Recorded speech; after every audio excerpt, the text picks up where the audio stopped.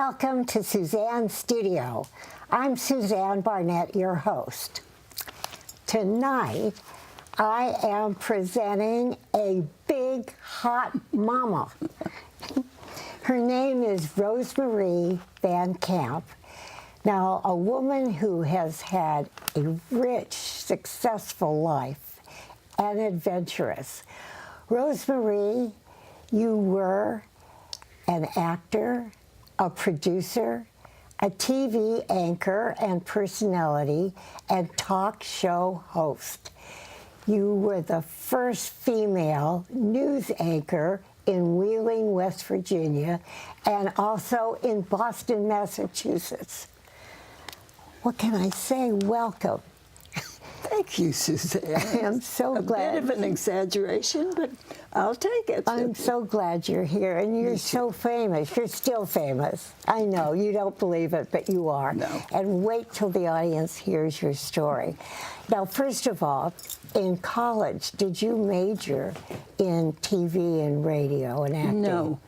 I majored in English, minored in physiology and French. And I was walking through the hall of the English department my senior year, and there was a TV crew there, and they stopped and asked me if they could ask a few questions, and I said, sure. And so they asked the questions. I don't remember what they were, and I guess I did okay because they were complimentary. And when it was all done, I thought, that might be a nice way to spend a career. So that's what I did. I got married a few months after I graduated from Ohio State University. And my husband was in the Carnation Company's executive training program. The first 5 years we were married, we lived in 8 states in Canada. And so when we landed in Statesville, North Carolina, which was our second stop, after I'd unpacked the furniture and the dishes and all that stuff, I got in the car and drove up on a hill to the only radio station in town and walked in and said, I just graduated from Ohio State University and I'm looking for a job. And the manager said, can you write commercials? And I said, sure. I had never, ever seen a commercial, but I figured they'd have files and I could figure out what to do. And then he says, we've never had a woman on the air. Could you talk on the air? And I said, of course. So he took me into a soundproof studio. This is radio. And started the tape rolling, said, talk about anything you want to for 15 minutes. So I talked about the glories and wonders of living in Statesville, North Carolina. And at the end of the 15 minutes, he walked in the studio and said, you're hired. Can you start Monday? And I did. And I just had a wonderful time. But tell about the highlight with the truck drivers. Oh, that was after I went back to the area in which I grew up, and I worked at WWVA, Wheeling, West Virginia, the big country. It's a 50,000-watt station, went into 37 states and Canada. And I did a program that I wrote. I did it, taped it in the daytime. It was on in the middle of the night. And it was for a truck driving sales and service company. And it was called, I called it The Queen of the Road. And I'd go on the air and I'd pick up the microphone and say, hi there. Let me crawl in the cab and highball down the highway with you. Watch out for those dangerous curves and soft shoulders. Well, oh my God. I got thousands of licks.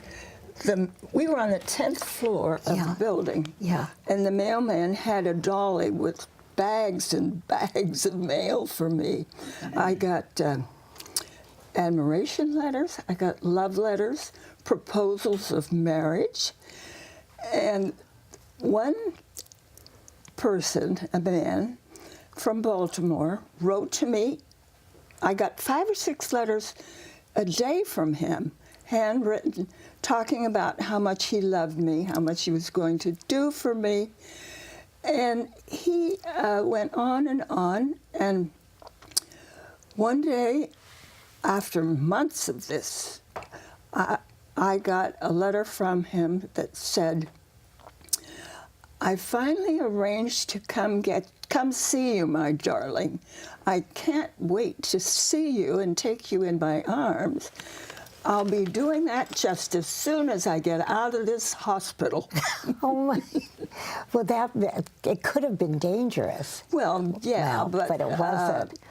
He obviously was in a hospital and didn't know who I was, really. Oh, that must have been so much fun. How long did that radio program go on? A couple years. Yeah. And the funny thing about it is my daughter, many years later, graduated from Tufts University and went to the University of Pennsylvania Hospital for a big job. And she was out with a friend and 2 medical students, and they were on a dinner date. And they got to talking about radio, and one of the fellows said that he took a year off from medical school to drive an 18-wheeler and make money for the next year's medical school.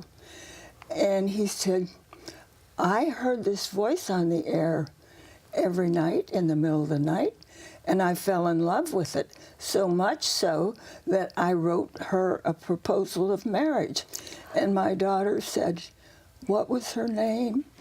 And he said, she never gave her name. She just called herself the Queen of the Road. And my daughter said, that's my mother. Boy, is that ironic. So, see how famous you started out. Now, the other thing is there anything else in radio that you'd like to talk about right now? Because we have to go on to TV. Or no, the anchor. You were anchor woman. Well, yeah, I was the first news anchor The there. news anchor, yes. And I also did Romper Room School. Oh, yeah, tell about Romper Room. Well, that's how I started, was in Romper Room School. Romper, bumper, stopper, boo. Tell me, do. Magic mirror, tell me today. Have all my friends had fun at play? You have, Suzanne, I see you. This is your special day. So after I finished the show, then I'd go out and with my cameraman and interview people on the street for the noon and the 6 and 11 o'clock news. My very first interview was with Tarzan, Johnny Weissmuller, and it was in an airplane. And it was so exciting because I had this brand new job and I'm talking to Tarzan. By the way, I found out why he never talked other than you, Jane, me, Tarzan, because he had this high, squeaky voice. But he could whatever he did. Yeah. And I got to interview Cassius Clay when he was not yet Muhammad Ali, and many famous people who came to town, like Chet Huntley, for example. So it was a very fortunate thing to happen. And then my husband got a job in Boston, Massachusetts, and Chet Huntley actually wrote me letters of recommendation, and I got interviewed by 2 of the 3 network affiliates in Boston. There was no cable then. And I got hired by the CBS affiliate, and I was the first woman news anchor there. I was also a news reporter, and there was another news reporter at the NBC affiliate at the time. I got to cover Vietnam War demonstrations, plane crashes, murders, Chappaquiddick, which was an amazing story to cover. How did you get, how emotionally, Rosemary, how did you get through some of these really incredible stories? I mean, to see a plane crash and murder and all that. How do you do that? How did you do that? You just do it. If you are going to get emotional about it, you have to wait until the story's ready to air. You can't break down while you're on the job. Now you got to tell a good story. One of the highlights of your career. Well, first I want to tell you about, and then I'll tell you the highlights of the career. I got to meet so many presidents. JFK came to Wheeling, West Virginia, our station, to launch his presidential campaign. When I was in New York, I was sitting as close to Miss Lillian as I am to you when Jimmy Carter announced his run for president. And when I was working in Boston, Richard Nixon came to the station to do his commercials for his campaign. So I've just had the most amazing things happen in my life, and I've loved every minute of it. Of course, but tell about JFK. Well, what was he like? Gorgeous. Bluest eyes you ever saw. Very friendly. I wasn't a bad-looking blonde, and he flirted with me. He did hit on you. Well, of course. He was nice. Yeah. He was very nice, very personable. Yeah. Did that make, all of this experience, did that make you starstruck at all? Well, sure. I mean, you're starstruck every time you meet a celebrity like that. You know, I got to meet not only JFK, but the other presidents. I met politicians. I met lots of movie stars, like Lucille Ball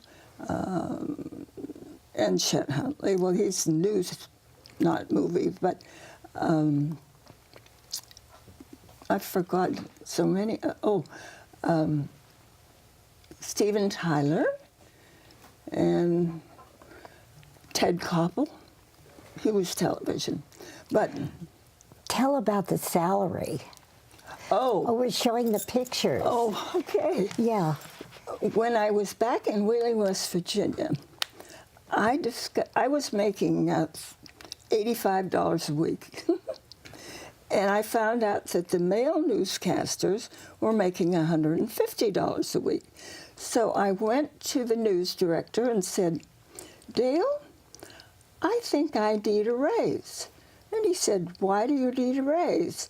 And I said, well, the guys are all making $150 a week, and I make $85.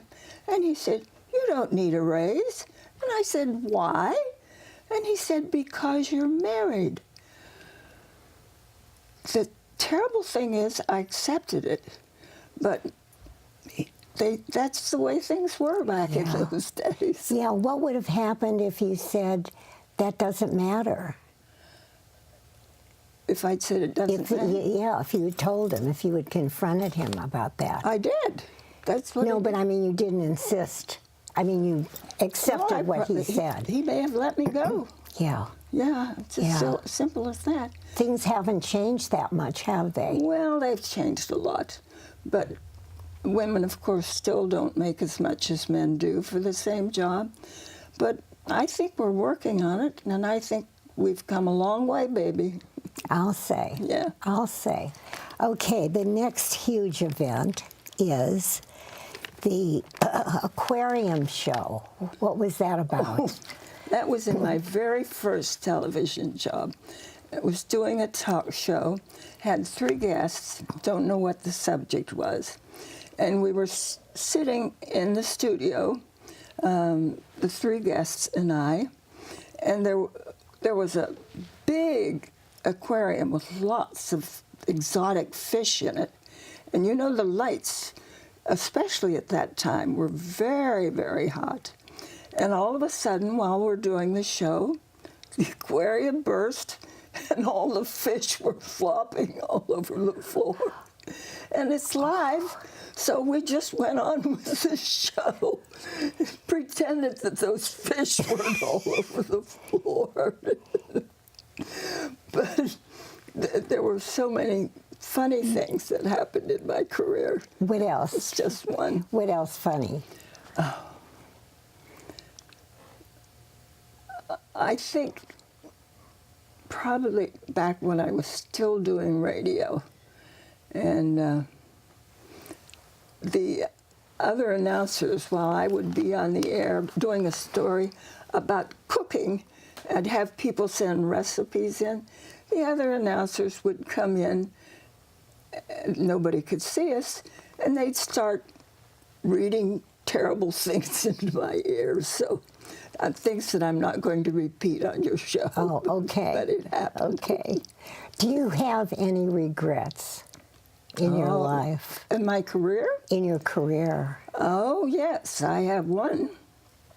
Chet Huntley and I became very good friends after I interviewed him in Wheeling, West Virginia. And he asked me to go to Vietnam with him. He would do television and I would do radio. And I desperately wanted to go. But I had three very little kids. The youngest was 3 or 4 at the time. And I said no, because I thought if something happens to me, what's going to happen to my children?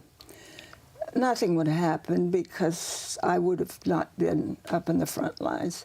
So I rather regret that. But nothing to do about it now. Nothing, No. nothing. Tell about the most wonderful thing in your life. Professionally, the best story? Well, we'll tell privately, too. Well, I don't think I can tell you that. But Okay. Professionally, the best story I ever had was with Rose Kennedy, President Kennedy's mother. Now, what journalists refer to as a best story is probably not a happy story, because journalists don't cover happy things generally. But it was Rose's first appearance after Jack and Bobby had been assassinated. The place was jammed with reporters, newspaper, radio, television. Each of us was warned not to say anything about the assassinations. But that never stopped me before. So after she was introducing a candle in Rosemary's honor. Rosemary, was the one who had the lobotomy. Yeah. And after we had asked every conceivable question that there was to ask about a candle, I was sitting very close to her, as I am to you. And I said, Mrs. Kennedy, the entire world admires you for how you have been able to gracefully handle what happened to your sons. How do you do it? And she looked me dead in the eye and she said, Rosemary, I know not age, nor anger, nor defeat. Wow. Yeah. What did you say? What could you say? There's nothing to say after that. Yeah. That's what's known as the out cue. Yeah, yeah. Wow. So, let me look at my notes. Well, I forgot to answer the question you asked me about the highlight of my career. Yeah, yeah. It was after I had left live television. I was working at Tufts University, and I was doing I got the privilege of producing a show, the very first show, TV show, live interactive video between the United States and the People's Republic of China. Now, technically, this was 1986.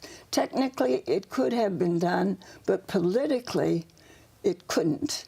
And the president of Tufts University wrote to the president of the People's Republic of China and said, let's do this.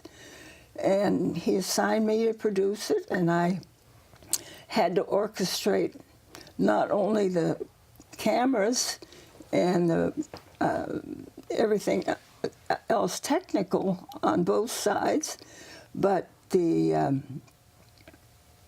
dignitaries, the guests, everything that would happen in a 1.5 hour television show. And when I had to send someone to China, actually, to help the political process along. So the morning of the show, I was sitting up front with my headphones on, and when the screen came up and we could see China, and the audio was there, the emotional reaction was awesome. So, and the show went flawlessly. So, what a feat that was. It was okay. I liked it. So, you had to retire from all of this, you said. Well, ultimately, yes, we all do. After television, I worked at first the University of Florida and then Tufts University. And so, yes, I miss it. I'd go back to work tomorrow if they'd hire me. But that's not likely to happen. But it never gets out of your skin, does it? I mean, no. And the fact that you didn't know that this was going to be your profession. That's true. Yeah. Don't you feel wonderful about that? I do. I do. And what about your children? Well, they are the most important thing in my life. Yeah. I've had a wonderful career, but nothing I have ever done has been as fulfilling as having and rearing those 3 wonderful human beings. They're smart, they're kind, they're generous, and very successful. Thank the good Lord. So. And tell what they call you. Oh, my children call me Big Rose. That's because I'm very bossy. You probably have figured that out already. I know. But, you know, it's been such a pleasure, really, to have interviewed you. And I think you're definitely the most famous person I have ever interviewed. And all I can say is thank you, thank you, thank you. And I would love for you to come back and tell more of your stories, would you? I'll be glad to. And thank you for all your kindness, Suzanne. It's my pleasure. You're welcome. And I want to thank our crew. God, don't we have a hot crew? Absolutely. And I also truly want to thank our audience for watching. And you know what? I can't wait to see you next time. Bye-bye. I love to say that.